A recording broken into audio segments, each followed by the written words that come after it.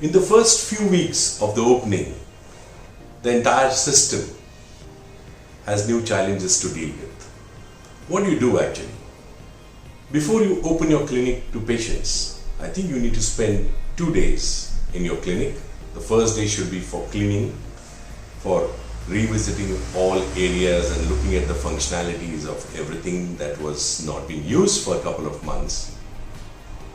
And then also trying to understand how you are going to allow the patients to walk into your clinic, where are they going to be seated, whether there is enough room for them, because you will have smaller clinics or bigger clinics, removing some of the furniture or repositioning removable chairs, marking those areas. Where do you have to do all of that? You need to start planning. The second day you would be working more with your staff, explaining to them what are the new protocols, how you expect them to follow it in the clinic, how do you manage to maintain hygiene after every patient leaves and the next patient comes in, what would be the procedures which will require more dedicated intervention in terms of management of aerosols or anything else that you have to do in emergency cases like root canal openings. You need to talk to your staff, explain to them, look at all aspects in your clinic which will need a little tweaking. Also, you need to designate a floater, a person who can go outside the clinic and come inside the clinic, and he should be the only person who should be going inside and outside the clinic, because every time anybody enters from outside, you need to see that the hygiene is maintained well. So somebody from the clinic that you dedicatedly keep for this kind of work. So the first 2 days is going to be for planning and understanding how you want to move this system in favor of running it properly for the next month, because that's your first target. The first month is going to be very crucial. Once you're sorted this and you're ready and your patients are appointed, you should be sure that the first day you only appoint 3 or 4 patients if you're going to work for about 3.5 to 4 hours.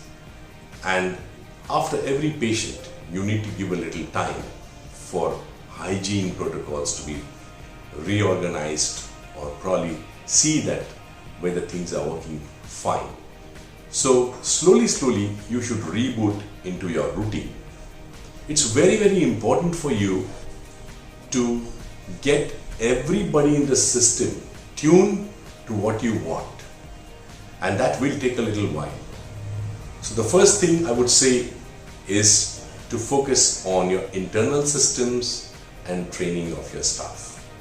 The second thing, before the patient comes, you need to communicate with the patient and train the patient as to what is he supposed to do before he comes in. Of course, the best is the patient comes in to your place without meeting a lot of people on the way. It may not be possible. But when he comes in, what is the procedure? He walks in, he makes a call, and you want to see him because he has an emergency procedure, because initially you don't want to just keep seeing patients who don't have emergency procedures, and it will not happen also. Once the patient comes in and he has actually understood everything on a telephonic conversation that he has with your front desk, you are surely going to maintain similar protocols for all patients.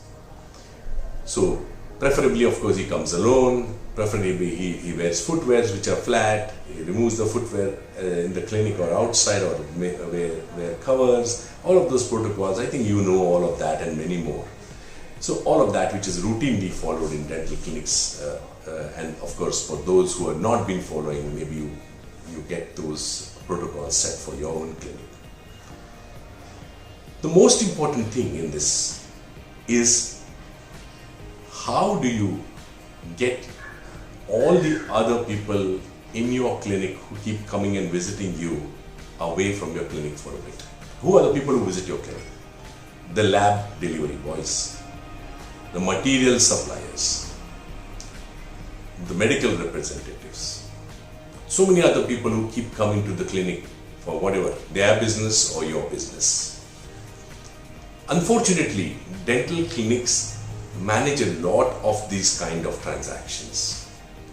I think you have to be very careful, because these are the people who are going to increase the hygiene burden on your clinic. So, as far as possible, if it's a courier, your floater can go out and pick up the courier. It will be easier. But if you have a delivery boy who keeps coming inside and sits in the office, it's going to be a little bit of problem for you. So consider that reduce all human external contact which you do not need as much as possible, so that you can actually manage a much more efficient system. Building efficiency in your system is one of the most important things that you should focus on, because that will bring better production. Understand that the time you utilize on anything else other than productivity in your clinic is not a good thing to do. So try to mend your ways. Try to see as many, not to see as many unnecessary people in your clinic. Just focus on you, your staff, your team and your patients at the moment. So the first thing you do is patient care, understand that, staff understanding, integration, integrating hygiene measures and sterilization protocols, and of course building efficiency in your entire process.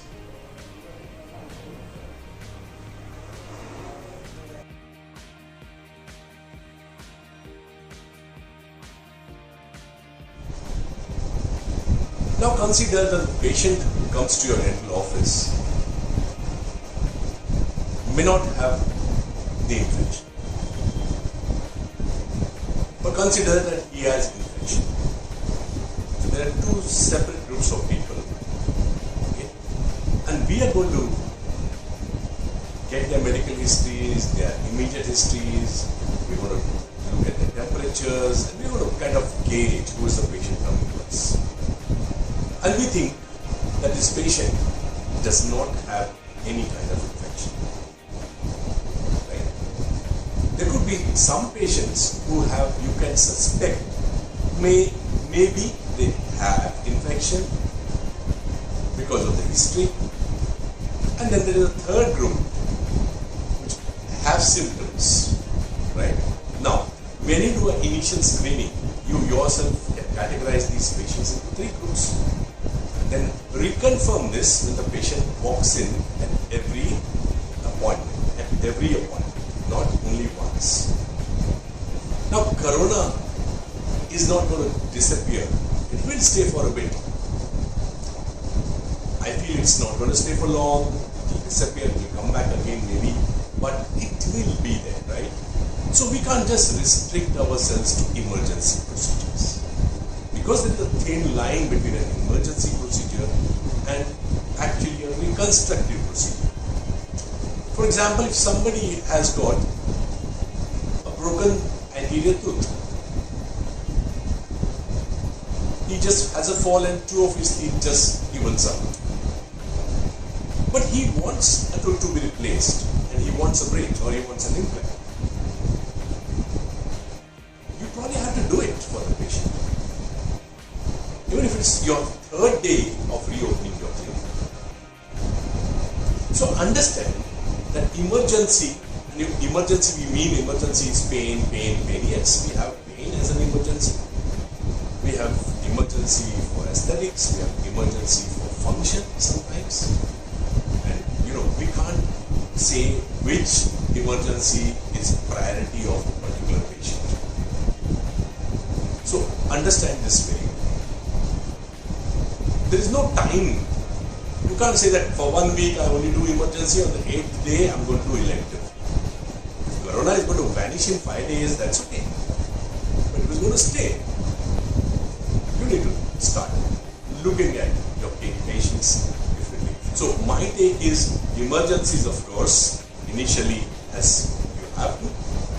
But even if there is an elective procedure which comes to you on the second day or third day, yes, but managing the emergency as well as elective procedures needs not only your personal protection and all those things that have been spoken about, but managing efficiency, managing your time properly, and managing your appointment scheduling so that the overall system can function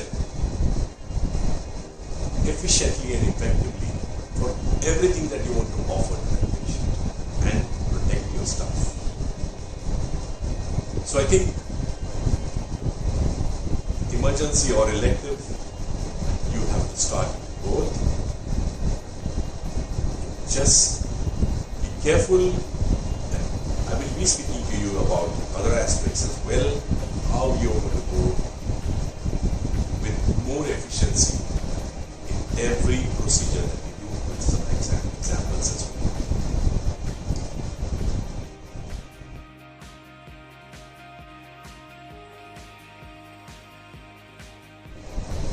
So what I meant to say, and I'm going to answer this question as well, we need a balance between what is the risk to our staff, what is the risk to yourself, or ourselves, to our other team members, as well as the patient. But we still have to move on. We still have to do what dentistry has to offer. So, the entire process needs to be well thought. The first thing you know that we do temperature checks for the patient. We take the contact history. We also do that for our staff. Temperature checks and contact history. We do it for ourselves as well, right? So everybody in the system needs. And that's why I said the number of visitors should be reduced, because every time a visitor comes, you can't take a fresh contact history. It wastes too much of your time. You don't want to do that. So it's important for you now to focus on how do you build efficiency. Now, for example, scheduling. What do you mean by scheduling? How much time do you want to allot for a procedure? Can you do 2 or 3 procedures at the same time and bring more efficiency in the system? Because you know, if a patient needs 2 root canals, he needs gum cleaning as well as he needs 1 extraction. Can you do this entire thing in 1 slot and spend about an hour and a half on this? Because these procedures are going to produce some aerosols. You are going to be extra careful. If you are in a clinic with a single chair, it's okay. But if you are in an entire clinic and you have multiple chairs without partitions, you need to plan when you want to schedule such a procedure. Because you probably can't see a patient immediately on the next chair because you do not have enough space in between. So, depending on how your clinic design has been made, you need to do a proper scheduling. If you are a 1-chair operator, the scheduling gets more easier. If you have 2-chair operators with partition, it is easier. Without partition, it's tougher, and so on and so forth. So, you need to understand what is your internal scheme like. Your scheduling of appointment with consultants also needs to now be completely changed, because you want the consultants also to start understanding the importance of time management and give you appointment schedules which are suitable for the entire clinical system. So you need to start rethinking on a lot of your strategies again. So now, what's the overall thought process? How do I build efficiency in the system?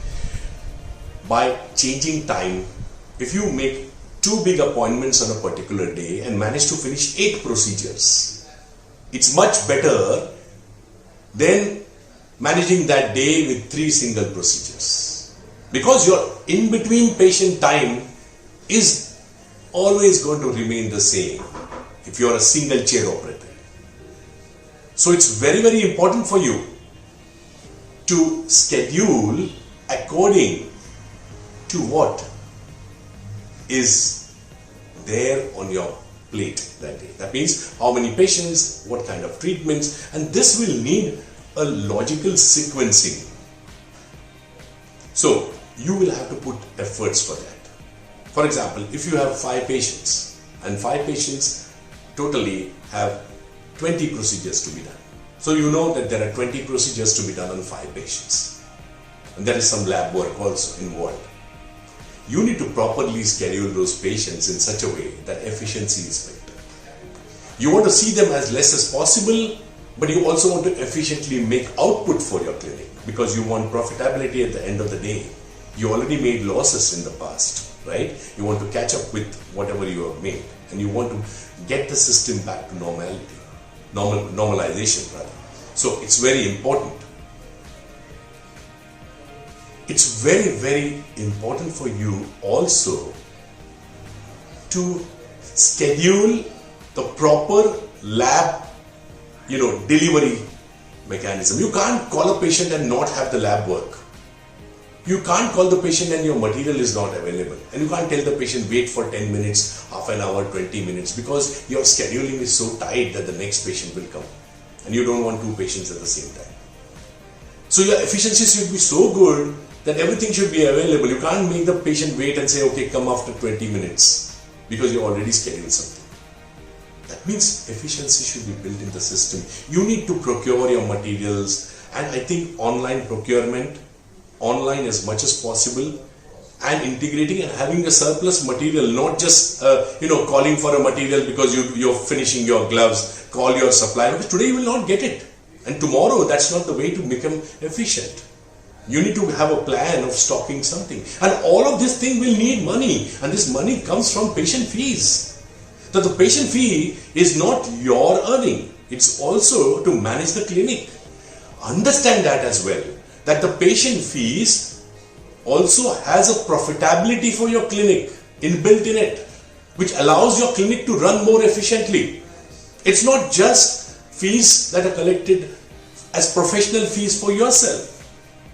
And that amount should be about 19%. If you have 18 to 19% as a profitability after you have taken your professional fees. So, how do you build your treatment planning charges? And what you need to do is very, very simple.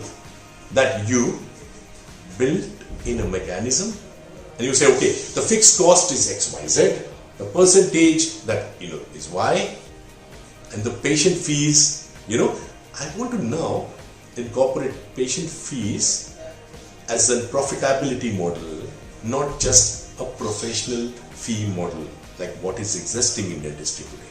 So what is the right price at which you are making dentistry for your patients is very, very important. It is related to the materials that you use, yes, it's related to so many other aspects, but it's also important to understand whether you are running a profitable practice in the past or you were messing up with practice management itself. I think that needs to come out. Now, when our Prime Minister today is talking about building efficiencies in the system because of a crisis, and we go back and we reinvent ourselves so that India becomes a vibrant country, which will become probably a number 1 country in this world. We also need to revisit our small management we do, small clinic management. But if we make it more profitable, efficient, I think we would see better days to come. And that all should be a thought process in the first month itself.